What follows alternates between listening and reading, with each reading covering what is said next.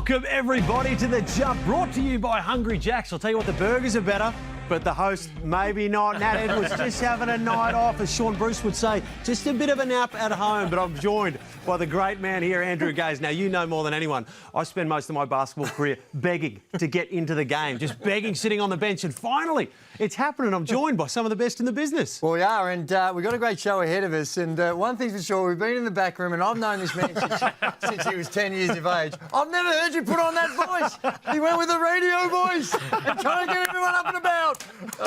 Well, I'll tell you what, unbelievable stuff. The excitement is just going to keep coming because you boys just chat to Joey Wright throughout this, and we're going to hear what it's like to be a coach just under that media pressure. But when we speak of pressure, I'll tell you what, the Brisbane Bullets, Sammy Mack, has just swung the axe for his own personal gain, may I add. But let's just have a look at the Brisbane Bullets, a little package to see just how their season has trended so far. Brisbane Bullets couldn't be more excited to have Aaron Baines as a Bullet for the next couple of seasons. What Aaron brings to our club knows no introduction, and his stature in the game. For us to have someone like Aaron as a Brisbane Bullet. Yeah, no, I'm excited to be here. I'm excited for what lies ahead with trying to build the program here. It's an exciting time for us, and now it's about putting in the other pieces, continuing to grow, and starting to get ourselves ready for the new season.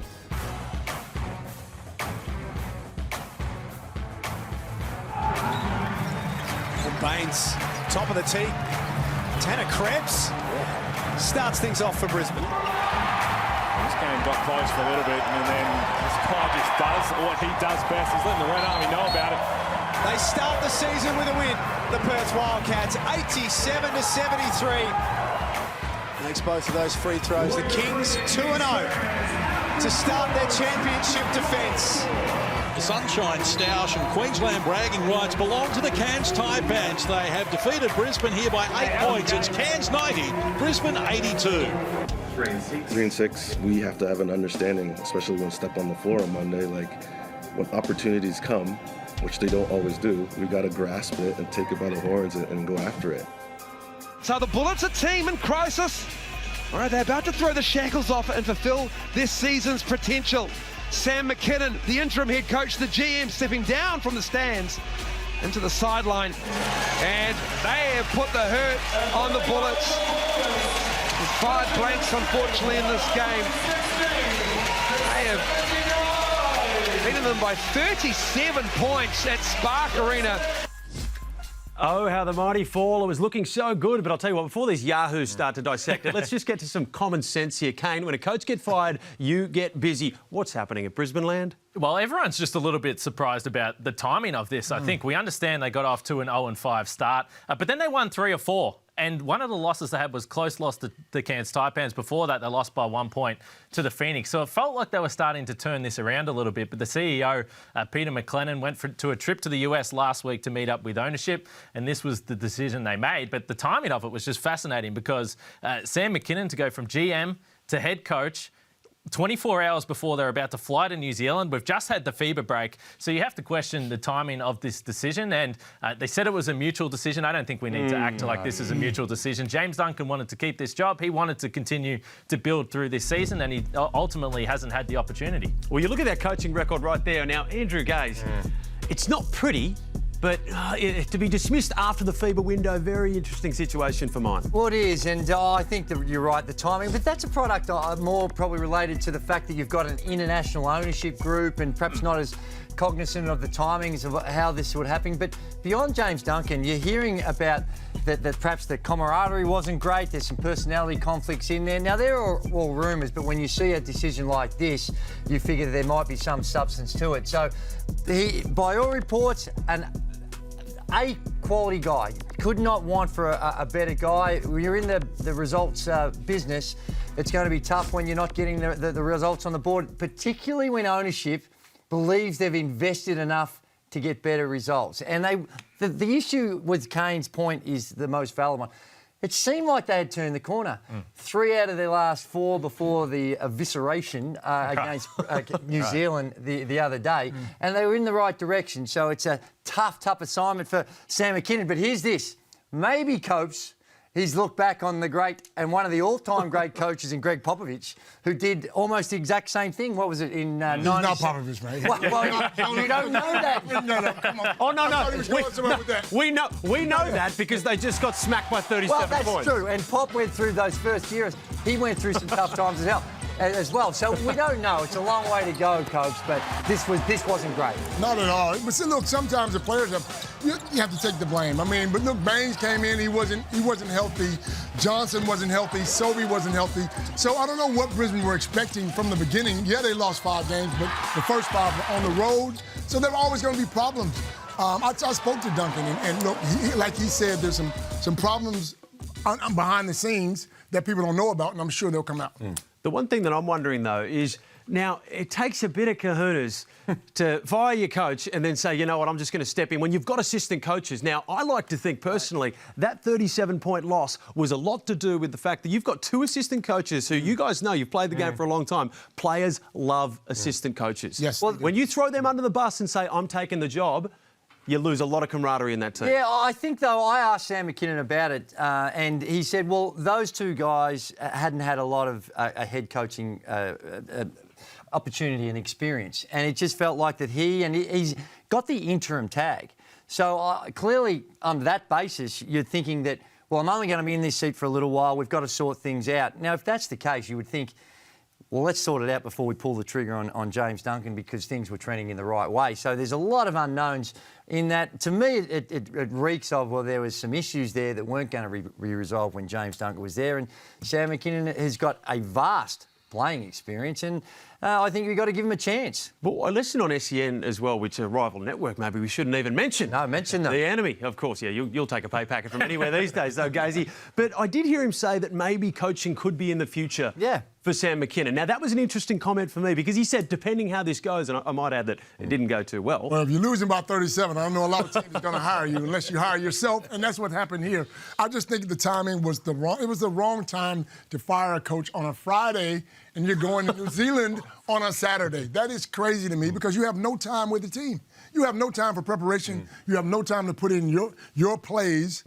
That's why the assistant coaches probably should have taken over those next couple of games or whatever and then go from there. Well, it's not only that, but we speak about Sam McKinnon taking this job. They're also looking for an import. And you talk about timing of decisions that's a little bit bizarre. They released their import a month ago. They did that on the 4th of November. We're entering December. They haven't signed anyone.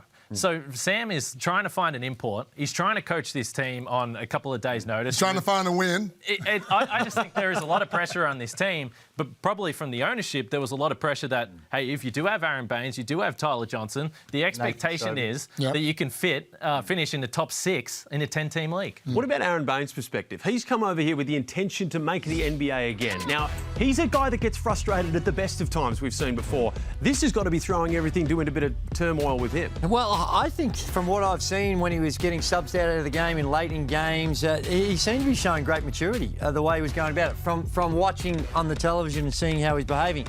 12 points a game. He was shooting at 38% from threes. And early on, I thought he was taking too many threes. He's 12 of 31. Only playing the 23 minutes. So perhaps with that injury that he's had, working his way back into it, and unfortunately a setback because we talk about a 37-point loss, he wasn't there. So it was there was a lot of asterisks next to that result because of the circumstances. When you see him, though, on screen or you see him in a game, you think he's going to be a down-low, post-up sort of guy.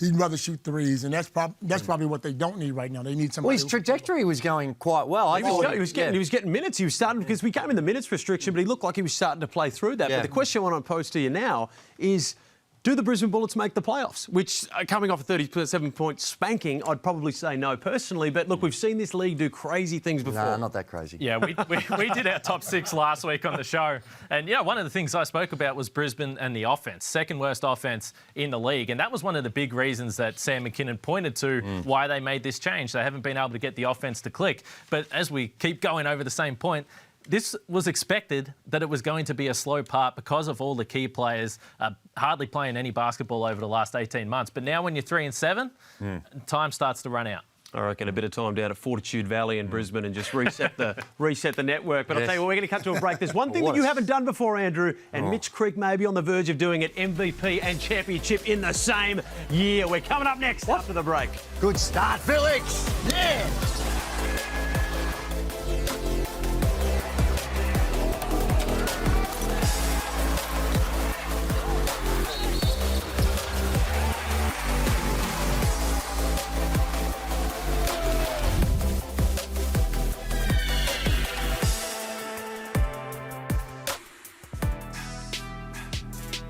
Welcome back to The Jump, but I'll tell you what, it's the Shaver Shop Buzz Buzz Buzz. As a bearded man, I love the Shaver Shop close call. The Taipans and the Kings going all the way to overtime. And I'll tell you what, your man Cooks, he got cooked by Keanu Pinder. Well, he certainly did. Cooks was outstanding in this one as well. 11 of 16 from the field. And Keanu Pinder, just key stature continues to grow. And for the Sydney Kings, it was one of those nights where the backcourt didn't deliver. Where Walton was 4 of 14 and DJ Vasiljevic, former Melbourne Tiger. Always a cheeky plug. 4 of 17 from the field. So they missed a lot of opportunities. But again, on their home deck, the Cairns Taipans, where home hasn't been a happy hunting ground for them this season. On their home deck, they were able to pull out. Can they win the championship? Can they win the championship? I'm not a believer in that just yet. As we take a look at the close shaves, I don't know what you're talking about. I mean, you've got nothing to do with shaving. Well, maybe if you stop stealing my clippers, Drew, I'll be able to have a nice shave. But at least you let me borrow them enough to line it up. But I'll tell you what, the Cairns Taipans and the Kings, this is one that I would love to see a 5-game series. I know we're talking early, but both games have been absolute rippers. And I don't want to say rivalry because we say it too much in the NBL. As soon as there's a couple of close games, it's a rivalry. Well, it's certainly been entertaining basketball this season. A couple of buzzer beaters, the overtime game, and as we take a look at the ladder, there you have it, Coach. It's got 11 and 7. So you'd be foolish to write the Cairns Taipans off, but when you think of, in particular, New Zealand Breakers, they have been outstanding. And the South East Melbourne Phoenix, once they've got their group together, they have been very, very good. Cairns are actually 7 and 4, Joey, but that's all right. What is it? Maybe you need to borrow my glasses. I was about to say, you know what? I'll trade you the shaver for a pair of glasses. I think my massive head was in the way. Gazy, you know what it's like to have a big noggin, and sometimes you can't help it. It just gets in the way. We've got to stick together. Well, I'll tell you what, with Gazy's vision struggles as age just creeps up on him every more each year. Let's just have a look at what Dean Vickerman had to say, because I'll tell you what, the bus, he must be driving it because he's thrown a few players under it. The most recent of which, Xavier Rattan-Mays. You know, when I go back to it and say when we recruited this team, we recruited him as a 6-man kind of scorer and, a guy that can really have an impact on the game. So, again, we're trying to change him in a lot of different ways right now, and he's making some progress in some areas, and then there's still moments where, that scorer mentality in him just kind of takes over him. And it's difficult to change people. We're trying to make him Shea Ely, but we know we're never going to get him to be Shea Ely. So, where can we find that happy medium? And at times we have, and times we haven't. Tell you what, Chris Goulding looking like a scared cat, hoping Vico doesn't throw him under the bus next, because it's becoming a bit of a habit. But look, Vico gave the media a bit of a whack before, but I'll tell you what, Xavier Rattan-Mays, he's not the one to blame for United's His numbers are fantastic, man. Look, he's been playing good basketball as well. But I don't know why you need to change him. I mean, look, yes, I think he should be getting the ball to Goulding a little bit more, but I still think he needs to score as well. You got to have multiple guys scoring the rock. If not, you're never going to win. Yeah, Rattan-Mays, to Vickerman's, in fairness to Vickerman, I will say, he did also mention in this press conference that Rattan-Mays has been as advertised. He's a bucket getter, and that's what Melbourne United wanted in the pre-season. Unfortunately, they just don't have a pure point guard because Shea Ely, with the concussion, they can't really expect him to come back, or they don't know when he's going to come back. But I spoke last week about Chris Goulding, 5 straight points, then didn't touch the ball for 4 minutes. In this game, he had 13 points in the first quarter, 3 shots over the next 2 quarters. You got to get him the ball. I've been speaking about that for the last 2 years. Anybody that can score 50 points in this league, and he's done it before, the mentality of scoring 50 points, and he's a very good shooter, you got to give him the ball. I'll tell you what. Now, this is no offence to Shea Ely whatsoever, but if you were relying on Shea Ely to take you from a pretender to a contender, you might be in a bit of trouble, Andrew. Well, no, I'm not so sure. We saw what happened last season. I think his game's really evolved, and defensively he's been... we know how great he is. But over the last 2 or 3 seasons, his offense has really been critical, and the way in which he sees the floor, creates for others. I think you're being a little harsh there. Hold on. I'm just making sure that's a chair and not a fence that you're sitting on. There might be a picket Mate, I'm off the somewhere fence. I'm in the Shea Ili category. What about this man, Rattan Mays? Yeah. Absolutely. Oh, he can score. He can score the rock. He can score the rock. My question is to you guys, since you're not on the fence, since you're going to say what you want to say, will Melbourne United make the playoffs this year? Oh, I think they've dug themselves a considerable hole. So they've got a bit of work to do. And I think, honestly, a lot of it will depend on Shea Ili and when he can come back and how much he can contribute, because the balance is not quite there. This guy can play, and I think trying to change him right now, that's not going to happen. What they've got to try and do is find other alternatives. And I agree with you, to get the ball in Chris Golding's hands a little bit more. And you know what? He may not be great in setting up and for creating for others, but just give him the ball, let him advance it, have that ball in his hands and let him make decisions as well, compared to what the other alternatives, just not all the time, but just from time to time, so he gets that rhythm going in his game. I'll ask you the same question. Can Melbourne United make the playoffs? Yes, they're Melbourne United. They can go buy someone from overseas and save their season. Jalen Adams, I don't know who it is, but I'll tell you what, it's a bit rich from Drewy to start saying, don't change the play when you've been asking me to play defence for like 10 years. I'm begging. I'm not asking, I'm begging. Well, please slide your feet. The defensive gods won't answer your prayers, Drewy. They will not answer your prayers. But one thing you haven't done, out of the very rare things, there's not many things in basketball you haven't done, but winning a championship and an MVP is one that you haven't done. Yeah, I know, surprisingly. Right. Mitch Creek, he's potentially going to be able to do that this year, in my humble opinion. Well, it is, and his numbers been spectacular, really carrying this team in the efficiency that he's doing it with. Above 50% from the field, around almost 80% from the free throw line,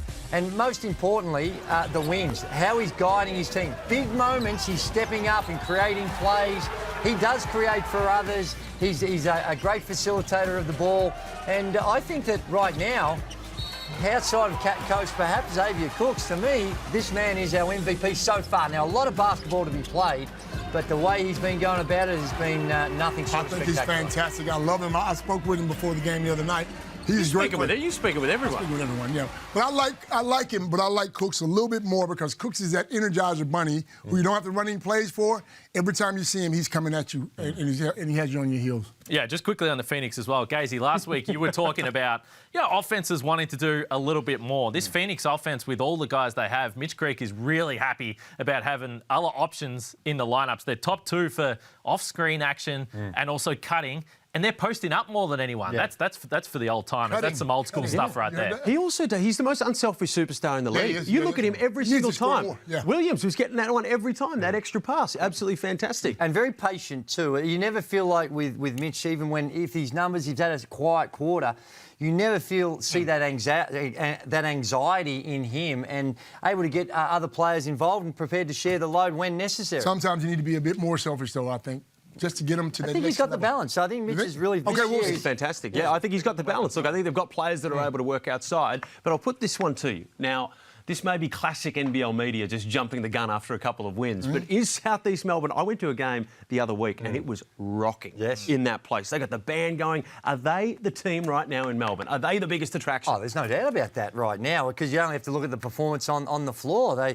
They gave Melbourne a good old touch-up a few weeks ago. I think that they're only going to get better when Joe Chi comes back in.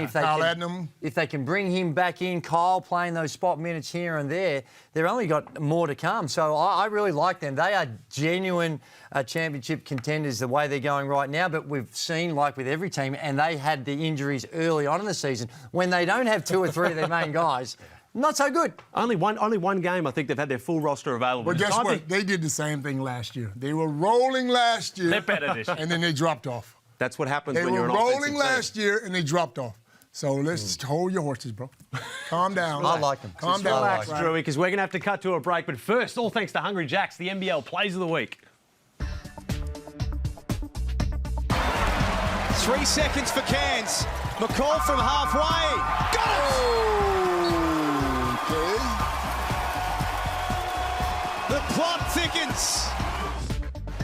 Rattan Mays working on Weeks, is playing with 2 fouls, and that's an excellent finish. That's what he can do. Rattan Mays, and look, that's the only job they want from Marcus Lee. Golden gets it out to Tucker.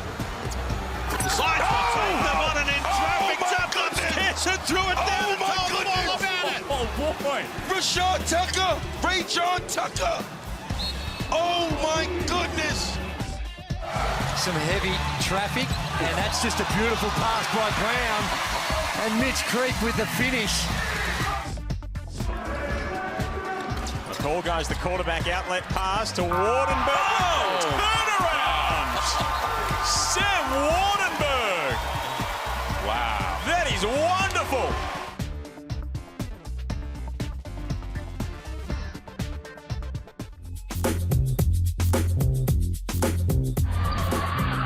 Poor pass for Anstey, picked off by Adam Gibson, and the Tasmanian goes coast to coast to add another 2, and now the Bullets will start celebrating. They lead by 9 with 15 seconds to play, and it is all over for the reigning champs. The team owned by Eddie Groves and the ABC Learning Centres have handed the reigning champions a grand final lesson to clinch their first title in 20 years and send the Bullets fans to Disneyland. They claim the grand final series 3-1 and unseat the reigning champs on their home floor. Ladies and gentlemen, will you please put your hands together for the 2007 NBL champions, the Brisbane Bullets. Coach Joey Wright was one of the all-time great coaches. He won a championship, as we can see on our screen, back in 2007. Three-time NBL Coach of the Year, coached over 500 games and spectacular games at that. And it's been a tumultuous week in the NBL with coaching, so we thought we'd bring in the legend to go through some of the goings-on in the NBL. Firstly, Joey, welcome to The Jump. Oh, thanks for having me on, guys. I always watch you guys, and I always enjoy the show, so it's great to be on. And when you think back on your career, you're watching that vision. It just seems like yesterday, I'm sure, but it was a fantastic experience to get that title.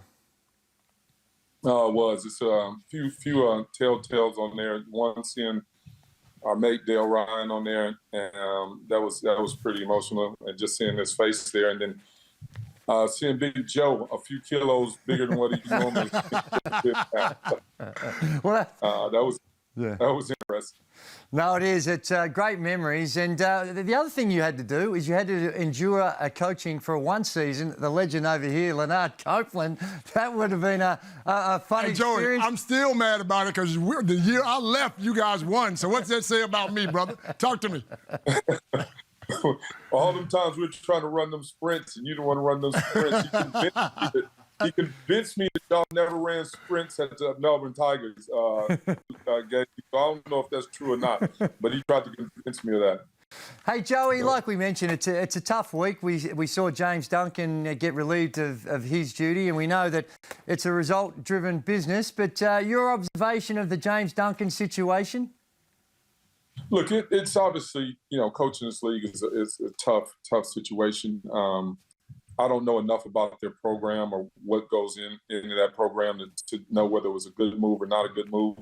I watch from afar, just like you guys do. I do watch, all the games pretty much. And it's disappointing because their lineup, it had big names, but big names don't always win you games. You got to get out there and get things done. And, it's disappointing that James did lose his position. But let's see what they do now. Now, Joey, you said you watched a lot of the games. What's the difference in when you coached back in the day and you played back in the day and playing now? Look, the talent to me is better now. It is better. I think they're more athletic. Guys are bigger. I think they do shoot better, play better. I think the discipline is a little lacking at times. Back you could tell teams that were coached back, 10 years ago, 15 years ago, you could tell the teams that were coached and teams that weren't. Now, some of these great coaches just get, you don't get to see it because the guys aren't responding. It was 3 or 4 games there, that Melbourne Illawarra game, and then the Phoenix game in Adelaide, and then there was another game after that, and it was 3 just bonehead plays by players that used to never happen in a basketball game. And that would be driving coaches crazy. Dean, look on Dean's face when they held the ball. it's just not good. So I mean, I feel for some of these coaches, just the discipline of the players is not there like it used to be. And what about whether we've seen some reactions from coaches, and clearly it's a high-pressured situation.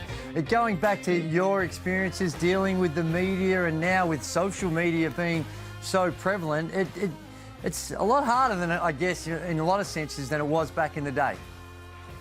I think the biggest thing is social media is driving a lot of decisions in the front office. Because if you got a player with, 100,000 followers, and the teams feel like they can't get rid of that player because so many people are following them, and they're it's so great to the public, and they're going to bring people in. Those people, those 100,000 followers, aren't ticket buyers, all right? And that's the problem. Front offices are responding to those players and not responding to the actions they should. I thought Adelaide made a great move in getting rid of Randall. Although he's a fan favorite and he's a hell of a player, he wasn't helping them win games, and I thought it was a very smart move by them. Hey, Joey, your record is outstanding, and the impact you've had on many players has been quite extraordinary. Are we going to see you back coaching soon? Does the phone ring very often? Like we see Brisbane now, you've won a title there. Are there inquiries to get you back into the NBL? Hey, I'm completely happy doing what I'm doing. I'm coaching now, and I never got into coaching for the money or the fame. I mean, there's only one person in Australia that makes money from basketball, and that's Gazy. So nobody else. Come on, nobody man. else can make money. Come on, man. The rest of us has got to do it for the love. So when I started coaching, I wanted to really affect young men's life and teach them that you don't have to be the best athlete or the tallest player to be efficient out on the basketball court, because I wasn't athletic, as you guys know.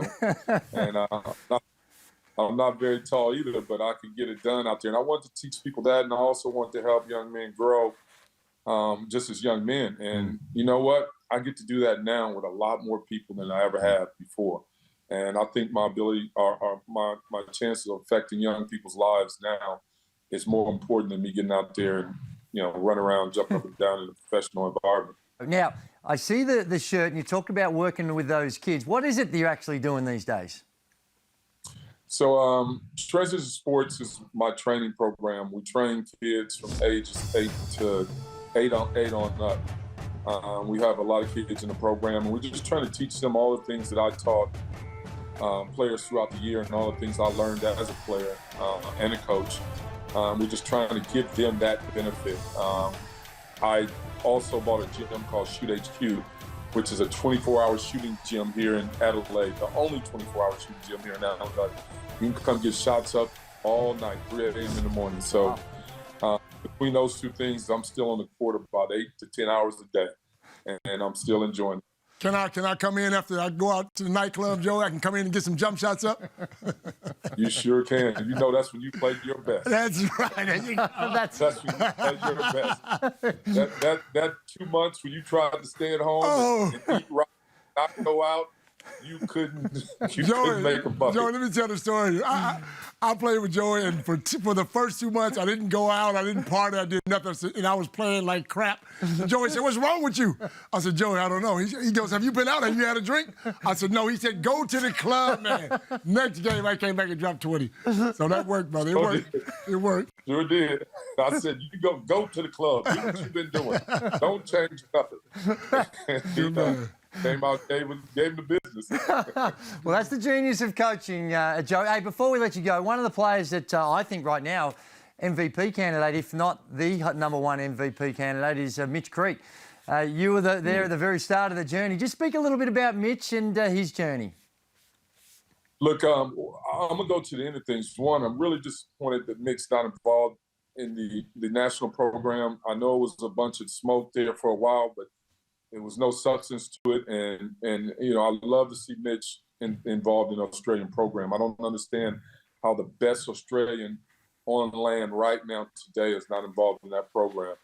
But that's not for me, and me being disappointed has never changed anybody's mind in Australian basketball. So maybe won't start now. But Mitch is a remarkable young man. Like put in the work that he puts in to be good. I remember sitting and pretty much having a come to Jesus moment with him, sitting on the court about 1 a.m. And I just sat down and said, look, if you give me everything, and I mean everything I asked for over the next year, I promise you an opportunity at the next level, which is the NBA. And he said, okay. And I said, anything. And when I call you, I need you there. And he did that for a year, and he developed some skills and developed some courage behind it. And it's just remarkable to see how he's playing now with the confidence and his ability to knock the three ball down and finish around the rim with both hands. It's really good. He's definitely a marquee player and a player that I think a lot of people love to watch play, and just a great, great human as well. Just a great human being. And lastly, I said it was the last one, I lied, but you talk about there was a period there when you were coming to the end of your tenure with the Adelaide 36ers. A lot of talk about you going back and coaching at the collegiate level with a big school as well. I think your old alma mater with Texas was going to be on the radar to some extent. Is that something, when you talk about working with those younger kids, that would motivate you? I thought it was, and I thought it did. And as soon as it turned professional, which is pretty much now, it just didn't interest me anymore. When I reflect back on the college system, we all went to college. You come in as a freshman, you learn a little bit, don't play much. Sophomore year, a little bit more. Junior and senior, hopefully you're the stars and go out there and do some work. And you got to grow as a young man, grow as a person. You had, some of my best friends, I met during those collegiate years. And that's all changed. It's a one and done, in and out. Guys are signed for 1 year. They don't like it. They're out. They get the big pay packets now. And it's just changed. It's just a whole different, ball game. So, it really, if I'm going to do it, I might as well just stay, in professional sports and just, continue, because that's what it is in the States. It's pretty much professional sports now. Well, Joe, you've been a fantastic coach. We haven't had a lot of time to talk about your playing career because you did an outstanding job as well. In fact, that's where he started, Coach. You remember, that's where he started to just master the art of working the officials. Remember, didn't he have 24 yes. free throws? The highest number of free throws in a game. And it was on Daisy, because Daisy didn't play any defense. Look, every one of y'all tried to guard me that game. None of y'all could guard me that game. I was about 2 for 20 from the field, but I managed to get to the free throw line, and I had a triple-double that game as well. You did. I think it was like 23 or 24 from the free throw line, or something crazy like that, so you could shoot free throws and knock them down. Hey, Joey, good luck. Good luck with what you're doing of trying to forge a career with a lot of these youngsters and teach them about the game. Congratulations on a fantastic career. And I don't believe you. One day we're going to see this man back coaching an NBL team. I am sure of it. And we look forward to that day, Joey, because you did a fantastic job. Thanks for joining us on The Jump. Thanks, Coach. Thanks, Thank Joey. you, guys. Oh, I'll tell you what, fantastic stuff from the boys. But the only issue is the studio reeks of Voltaren and deep heat because the old codgers had to stand up for 15 minutes. But speaking of pressure on arthritic joints, it's also on the coaches' Kane. No, it absolutely is. And I'm used to standing next to Nat, by the way, so this is a bit intimidating. But I will say, I walk into these press conferences and sometimes you're a little bit nervous because there's been an overtime game. It's been a game winner, perhaps, and these coaches are a little on edge. On Monday night, the Kings, 21 free throw attempts to the Cairns Taipans 36. Keanu Pinder had 20 on his own. Xavier Cooks was fouled out in 20 minutes of action, and Chase Buford felt like he was a little on edge. You nailed it on the head. We were doing well. They fouled Xav out. Didn't go so well after that. Was it more physical than perhaps some other games, especially the way that... I guess we were really physical. I mean, really physical to send them the line that many times. So I didn't see that on the floor, but I guess so. That was the other thing, wasn't it? The turnovers... Yeah, I guess it was. Them getting to the foul line 36 times, I mean, I guess you're waiting to look back to see how many of those were warranted, but that's a lot of time to the foul line. Yeah, I don't know what to say anymore then. It's crazy. Now, Chase Buford has two things for me. Probably the worst fashion coach that we've seen with that cardigan that he comes out. He's Cam Luke areas with the fashion, but he must be the most entertaining. And I'll tell you what, he's a damn good coach as well. No, he absolutely is. And I caught up with Chase when I was in New Zealand a couple of weeks ago, and he said to Gazy in particular, bit rich coming from you to talk about fashion. So Chase Buford biting back at that one. Gazy's too busy getting a sponsorship from every bloody product that you can find out there. But it's time to throw to the break because tomorrow night we've got a double header. The Breakers and the Phoenix, top of the table clash almost, and the Bullets and the Wildcats. Come on, Pussycats, fire up.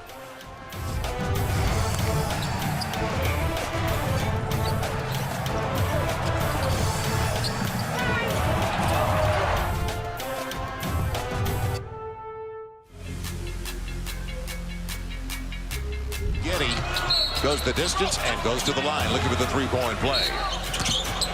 On the take, Giddey, and he'll get the finish. 10-0 run for the Pels. Giddey's mid-range game looks pretty good. Look out. And Dyson. Extra pass. It'll be Dyson. Good look. He's got the triple. Good pass. Dyson. Perfect. And belly on the slap. Well, I'll tell you what, the future of Australian basketball is brighter than my man Lanard Copeland's forehead right now. It is absolutely shining like a light bulb up there. I got some dust on my thing, man. With all that said, though, it's time to get into truth or trash. And I hate pitting friends and Aussies against one another. But right now, who will have the better... Dyson Daniels will have the better career than Josh Giddey. I almost vomited in my mouth. Say it. Truth or trash? Thank you. You got to get with the program here, Felix. No, that's outrageous. I think that we just hope that both of them have unbelievable careers, and they're both on track for that. You saw that game yesterday, I think it was, and Dyson Daniels in big moments came up and played a lot. The difference between these two right now is a lot of it's got to do with opportunity. Dyson Daniels is in a team that's thinking about championship. They're a lot further advanced. Josh Giddey got to play a lot last season, but his numbers from an offensive standpoint have improved. He's up to 14.5 points a game, has 7 boards and 5 assists. They are outstanding numbers, and Dyson Daniels won't get the same level of minutes as Josh did in his rookie season. But how good is it with Australian basketball? Josh Green today going off for the Dallas Mavericks against the Golden State Warriors. So many Australians doing well over there, so the future is very, very bright. Well, it's not just us hyping up Dyson Daniels and our fellow Aussies on Twitter. His teammates with some very, very good words for him. Yes, and it's age, to me, age doesn't really it doesn't really matter if you know how to play basketball. And Dyson has the composure. He's played, professionally with the G League team, so I wouldn't say knows the type of atmosphere that it's like to play in, late game NBA games, but it's kind of all the same. Keep guys in front, make it super tough, and we trust him. He's done it, since he's been here, and he's getting his chance, and he's showing what he's capable of. Dyson's game and confidence has grown a lot, and I think everybody's seeing it unfold right in front of our eyes. I mean, whenever he's called up, he do what he got to do. Ain't much to really say on it. He just been handling his business.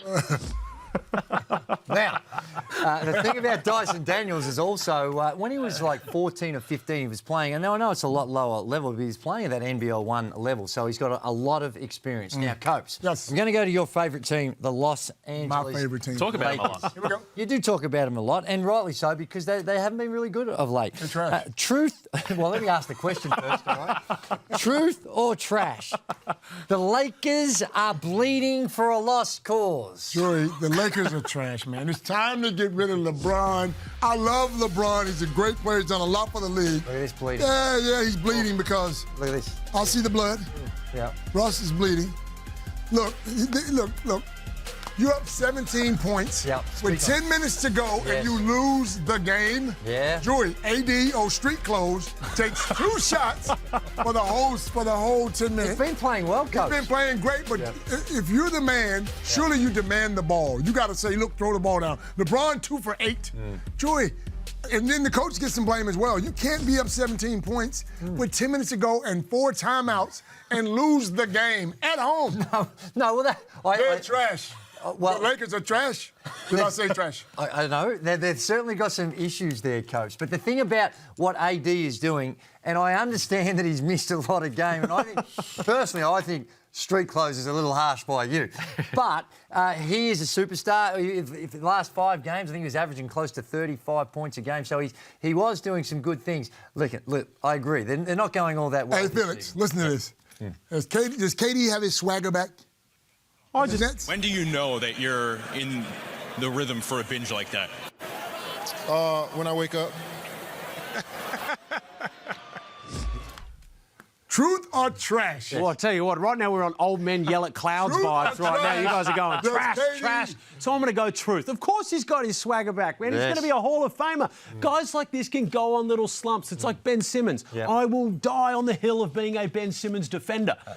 Because he's got to get his legs back under him. He could have a bad year. He could average 10 points for a year. He's still got his swagger because it's KD. That's it. You went a bit too far. Yeah, maybe I did. I'm not going to drink the haterade. But I'll tell you what. It's just a bit extreme. You went at me for not getting the segment right, and then you got everyone wrong since then. So let's get this back on there. Kane, I've got one for you here. Luka may be MVP, but the Mavs are going MIA. Truth or trash? That's truth. That is truth. I don't think the Mavs can win the title this year, and the main reason for that is Luka is doing too much. They are asking too much of this one man who has been sensational so far, but this NBA season doesn't go for 2 months. It's 82 games, plus another 2 months of the postseason. They are screaming out for another player to do something. Christian Wood there is an offensive threat, but Jason Kidd does not trust him defensively. He said after the game today, stop asking me about the starting lineup because I don't want to talk about it. That's in reference to Christian Wood, but I tell you what has been a bright light. You mentioned him earlier. Josh Green, another 13 points today, 3 for 5 from 3. He keeps shooting the 3. So Green is getting the minutes, but I don't think they can win the title. No, I 100% agree. Now, you've got something you want to tell me. Wow. I do. Resounding agreement there from the great man. I tell you what, that is the shortest comment you've ever had. All right, truth or trash? Gazy, NBL teams should have signed Dwight Howard. Truth, because how good would it have been to have Dwight Howard? Instead, he's playing in Chinese Taipei, I believe. And here's the thing about where he's playing. He had 38 points in his first game. I think he took about 32 shots, though, so he's not shy. But here is a guy with a high profile. He's in the top 50 all-time greatest players, or top 75 all-time greatest players in the NBA. Now, this league over here, we talk about the NBL attracting talent. What about Carmelo Anthony and Boogie Cousins? They are also looking like joining that league, Felix. So this is... Well, you may look at the expression on my face because I'm not totally across the Taiwanese financials, but I don't think they keep the books to the same extent that they do in the NBL. So if someone could find an extra $1.2 million for old shoulders Dwight Howard to get out here. There are some teams that are digging very deep for some of the talent, and he would have been a superstar. One of those... Or him. Let's not forget about Boogie Cousins, even he coming out here. Oh, I'll tell you what, mate. Larry Kesselman's a very, very wealthy man, but I think he's wealthy for a reason because he spends his money correctly. Carmelo? I'm jumping in. I've got to cut. This conversation is over. Truth or trash, Felix, you never forget a spray from Andrew Gaze. You never forget a spray. Let's just have a look at this clip here. He broke his finger on this one, I did. I just looked at his finger. This is... Oh, that's unbelievable. Look at you. Look at Lanard just paying real attention there. Just really just engulfed in the timeout. Yeah. It's intimidating stuff. Now, I've been coached by Andrew, and the one thing that I will say is you are consistent. Whether you are up 10 or whether you are down 10 at halftime, you're getting the same spray. I agree. It's pre-rehearsed. Hey, it's absolutely just trying to motivate some of this stuff that I've got to deal with. Were we the worst second-half team in the league? I think we might have been. That might have something to do with coaching. But Felix being the shooter that he was, he's the first player in the history of my coaching career on a pick and roll. I said, I don't care how open the roller is, do not pass it, because he was throwing it into the stands. People are getting hit by the... While we're on the topic of your coaching, I've got to share the greatest ever coaching story from you. We're playing Ballarat in juniors. Now, we were playing no defence in the game. He says, the only way we're going to win this game, at quarter time, I'll add, the only way we're going to win this game, he did the maths, he said, if we score 112 points, and we're not scoring 112 points, you know what, Ballarat? We scored 113 and we won. So you've always been a great offensive coach, my man. That's all about coaching. That's all it is. You're also not always at the top of your game when it comes to shooting from the outside, Felix. Is that truth or trash? Most definitely never at the top of my game. That hit Rick. Don't say fairness. He's standing up. Nobody, no defense is standing by himself. Tony Smith Milner is trying to warm up. What's this? Before this one airball. Oh, I'll tell you what. Well, you know what? We're going to have some lighter stuff on the back end. Let's cut to the break. No wonder you're doing media now. You left that basketball thing alone, huh? It was bullying and you guys are mean, and we're going to cut to a break. There we go. A bit more fun after the break. Shaking him out of his shoes.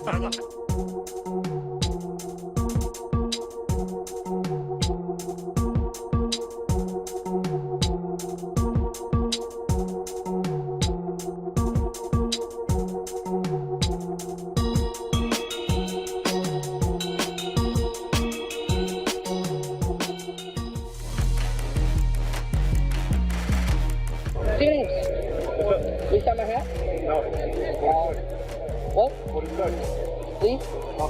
Thank you.